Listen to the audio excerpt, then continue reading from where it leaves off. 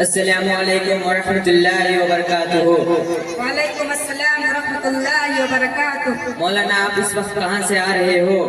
سلمان بھائی اس وقت میں عشاء کی نماز پڑھ کر مسجد سے آ رہا ہوں۔ مولانا میں بھی عشاء کی نماز پڑھ کر آپ کی طرف آ رہا تھا چند مسائل کو لے کر۔ کیا مسائل ہے آپ مجھے بتائیں، آپ تھوڑا پریشان نظر آ رہے جی ہیں۔ مولانا میں بہت پریشان ہوں۔ مسئلہ یہ ہے کہ تمباکو کے خلاف سب سے پہلے فتویٰ کس نے دیا تھا؟ سلمان بھائی تمباکو نوشی کے خلاف سب سے پہلا فتویٰ سلطان بن عبدالحمید ثانی کے دور محمد کامل ابن مصطفیٰ نے جاری کیا۔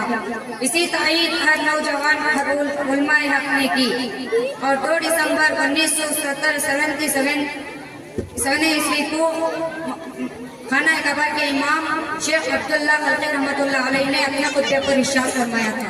امام شیخ عبداللہ خلقی رحمۃ اللہ علیہ نے حج کے موقع پر کیا کہا تھا؟ خانہ کعبہ کے امام نے کہا تھا، شراب، چرس، افیون، جوا، گانجا، ان طرح کی چیزیں اسلام میں شریعت حرام قرار دیتی ہے۔ ان جیسی چیزوں کا استعمال کرنا اور تجارت بھی حرام اور تجارت کرنے والے کو وبال و جان ہے۔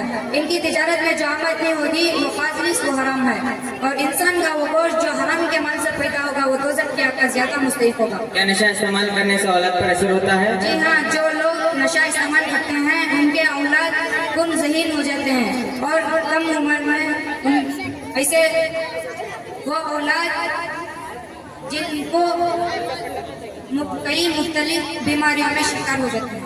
کیا نشہ استعمال کرنے سے گردے خراب ہوتے ہیں؟ جی ہاں، نشہ استعمال کرنے سے پیشاب میں خون آتا ہے، گردے فیل ہو جاتے ہیں۔ جو لوگ نشہ استعمال کرتے ہیں کبھی زیادہ پیشاب آتا ہے اور کبھی زیادہ نشہ کرنے سے پیشاب بند ہو جاتا ہے، اس کی وجہ سے موت ہو جاتی ہے۔ کیا نشہ استعمال کرنے والوں کی آنکھوں کی روشنی کمزور ہو جاتی ہے؟ جی ہاں، نشہ استعمال کرنے والوں کے یہاں جو نشہ استعمال کرتے ہیں ان کی نظر دن بدن کمزور ہوتی جاتی ہے، ایسے لوگوں کو صحیح طریقے سے نہیں دکھائی دیتا۔ کیا نشہ استعمال کرنے والوں کے اوپر اللہ کا عذاب آتا ہے؟ جی ہاں، نشہ استعمال کرنے والوں کو اللہ کا عذاب اس طرح آتا ہے کہ نشہ کرنے والوں کی بیویاں طلاق لے لیتے ہیں، بھائی بہن ساتھ چھوڑ دیتے ہیں، اولاد بھی آنکھ پھیر لیتے ہیں، اور جو نشے پر آمد میں خرچ ہوتی ہے، جس آدمی محلوں سے نکلنے کا ڈر کا محتاج ہو جاتا ہے کہ کوئی مجھ کو بات کرنے کو پسند نہیں کرتا، اس ڈر سے کہ کوئی مجھ کو نشے ہی سمجھنے لگے۔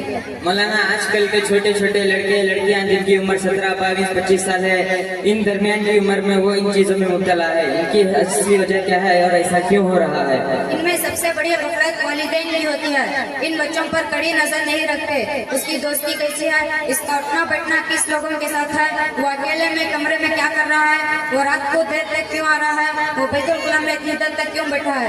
جب ان پر چیزوں پر نظر رکھی جائے تو اس گناہوں سے محفوظ ہوں گے انشاءاللہ۔ سنا ہے کہ بعض بچے اپنے ماں باپ کو نشے کی چیزیں استعمال کرتے دیکھ کر وہ بھی سیکھ جاتے ہیں۔ بعض لوگ اپنے نشے کی چیزیں اولاد سے منگواتے ہیں۔ اگر آپ کو اولاد کی فکر ہے تو ان کو سگریٹ بھی منگوایا نہ کرے، ورنہ وہ اولاد اس راستے پر چلتی ہے۔ جب وہ اولاد کل کو سگریٹ پیے گی تو آپ اسے روک نہیں سکیں گے، کیونکہ آپ کا کردار ان کے ساتھ ہوگا۔ ایسی حالت میں اپنے ماں باپ کو کیا کام کرنا چاہیے؟ ایسی حالات میں والدین کا کام یہ ہونا چاہیے کہ تمام ضروریات بچے کے کھانا، لباس، اچھا لباس، دیگر ضروریات پورے کرنے کے ہم ساتھ ساتھ بھی ان کو تربیت بھی کرنی چاہیے، ورنہ وہی اولاد بد اخلاقی اور نشے کی ذلت میں ڈوب کر ایک دن آپ کا گریبان پکڑے گی، آپ اسے روک نہیں سکیں گے، یہ جب تماشا بن کر رہ جائیں گے آپ۔